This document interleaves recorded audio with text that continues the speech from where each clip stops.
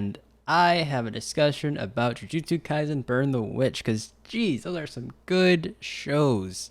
And I did go over, I believe, one or two of them in my fall anime discussion, what to watch for the fall anime. And if this is the sort of stuff we're getting for our lineup, I think I'm going to be particularly happy because not only are these like incredibly explosive and they're jumping straight into like the more interesting parts from what I think is shown in like the explosions, the blasts. It's also very interesting in like the detail and the minute like particular points and like the plot of these episodes that are really great.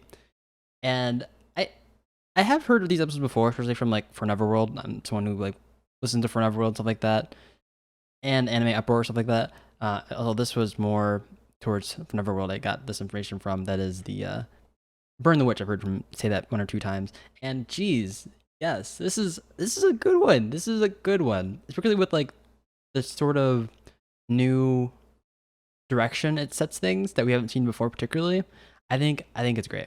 So before we get into Burn the Witch, I do want to talk about Jujutsu Kaisen and how great it is, because it is great. So of course, it's gonna be like a small review because I watched it and you guys should watch it too. So I'll say, if you guys haven't watched it, go check it out yourself. Basically, it starts off with what I believe is the main character, which is Itadori. Where Itadori is basically this dude that seems to be, for the most part, incredibly strong. Like, there are many points where it's just like, what can this dude not do? And in particular, when like we see this one scene where he talks to, well, I guess he's discussing his club affiliation with a coach, and he completely just shuts the coach off because of how like incredible he is. He ends up, I think, doing like, what is it? Is it called? Not putt putt. I'm thinking of something else. It's shoplift. Oh gosh, I totally forgot the sport. Basically, you throw this ball to a certain amount of distance, and this guy just chucked the ball just like overhand. You could throw it any way you want. He just flung it across the whole field. And of course, the coach only did like 11 meters or something like that. And it was just crazy. And so from this beginning episode, we sort of understood like where this main character is going. Not only does he have that typical shonen character vibe from him where like he's the main character. It feels like he's the main character where like super strong, super energetic.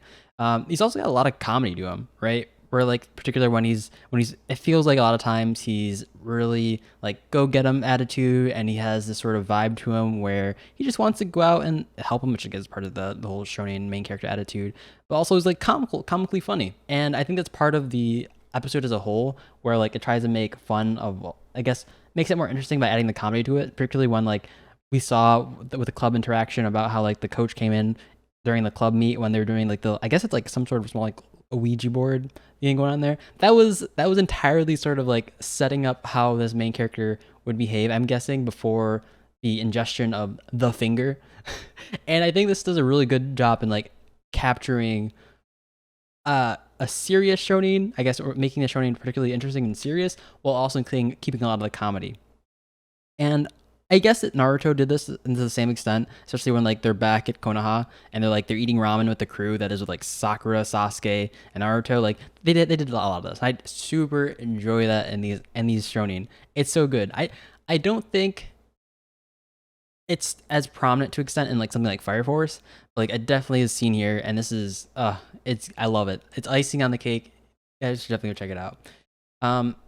Yeah, so once we saw that, we actually saw that Itadori ends up eating the finger eventually when he had to fight with his first curse, aka like these weird spirit things that are bad. They're bad. Like curses do a lot of harmful things, and it looks like we're gonna get more in the future with these curses. But the only way to beat a curse, it seems like, is to have a curse or have your own curse.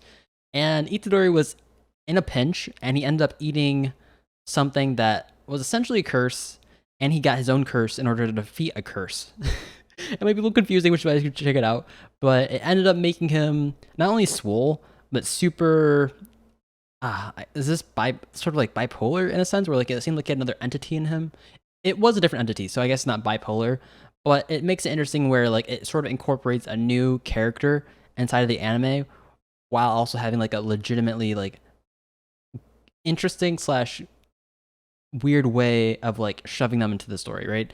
Where like this guy probably is going to become like a thing for the future. Like we're probably going to see this sort of other side of Itadori every episode to come, but it's also like kind of interesting to see like what does this other character have to add, because it's so abruptly just pushed into the plot of the episode, right? And it's probably going to become for the oncoming episodes. I think it's super interesting. It's sort of how like we first saw Naruto and my gosh, the Nine-Tailed Fox. I forgot his name already. Kurama, I think. Yeah, Kurama. It's sort of like that in the sense, and I think that's going to set up for a lot of interesting stuff. Like what's going to happen with the spirit inside of Itadori. How is he going to portray like the past? Because like it seems like an ancient spirit. So that's gonna be interesting. And yeah, that's my small review for the what is Jujutsu Kaisen. It's good. It's super good. I like it. I like it a lot. I like it a lot. But also we have the one and only Burn the Witch. I've heard Forever World say this a few times here and there, where he's like talking about Jujutsu Kaisen and like a bunch of his news pieces and whatnot. And I was like, okay. I mean, I'm hearing it a lot, but like, what does it mean? Like, what, like, how good is it gonna be? And geez, I could tell you, if this was all released within a day, I would have binge watched it so fast. This is one of those things where it was like, wow, I just want to watch the entire thing now. It's that interesting. I think particularly interesting too because it's one of those shonen that doesn't necessarily have the same exact shonen vibe to it, and that not only the main cast different, it's also particularly, I guess, slower at bringing up the. I guess the main plot isn't as, the main plot isn't as like life changing, or like the gravity of the situation isn't as life threatening as it seems like the other anime would be. Like that's interesting. Also, like the fact that there's two main characters and one dude and like a shonen anime. I think that's like, I'm pretty sure it's precedent before. Yeah, there's definitely other anime that have done that, like the mostly female protagonist, but like they would do it in this way where it's like they're not super, I guess, sexualized in the sense that like Lucy would be in Fairy Tail, right? And I think that's so like this is one of the things I like about it. Like this sort of thing is like great. Like I 100% this is like a great thing. That's one of my big problems with like some of the like other anime that did that sort of thing. I don't think it necessarily puts a good light on like female protagonists, and I love it. I like this. This is a great anime. For multiple reasons. The fact that they have dragons flying everywhere and they literally just like are fighting dragons like freaking Pokemon. Like especially with like the episode 3. So I'm assuming you guys have gotten up to this point where we're at episode 3 and you've seen episode 3. Basically, there's legendary dragons and they're dragons, and basically there's this other society to London that they're in London. And the other side of London, which is why there are a lot of coat of arms that have dragons in them, there's just the reverse dragon London, reverse London, I guess you could say. There are a bunch of dragons, and of course, I think it's only in name. They're essentially in the same reality. It's just if you don't have enough mana, I guess something like this. I don't know exactly everything. You don't have enough mana, you can't see these dragons. So in regular world, people are just seeing explosions whenever these dragons are causing some sort of like crazy explosion thing, right? For the most part, it seems like there's two societies in the same world, and that's where like the interest comes in, where it's like there's two separate realities. I don't know how to explain it to the best of my ability. Like I'm having a hard time explaining it. It's super interesting how the way they portray this alternate reality that isn't like a isekai where you just jump into another like game or something, right? While also keeping that sort of like lore of like being super interesting that and having like these fantasy elements like dragons and spells and stuff like that. Although I don't see any sort of relation to the Burn the Witch in the anime thus far. I'm super curious what it's going to come to, because the way that they've portrayed the actual show and the plot, it doesn't seem like there's any real huge problem, right? Like there's no huge like, oh, this one dragon's going to destroy the world. However, I guess I could see the fact that these Moroccan dragons, the legendary dragons, are showing up. They would destroy the world eventually, which I guess would be the main problem. But there's no huge like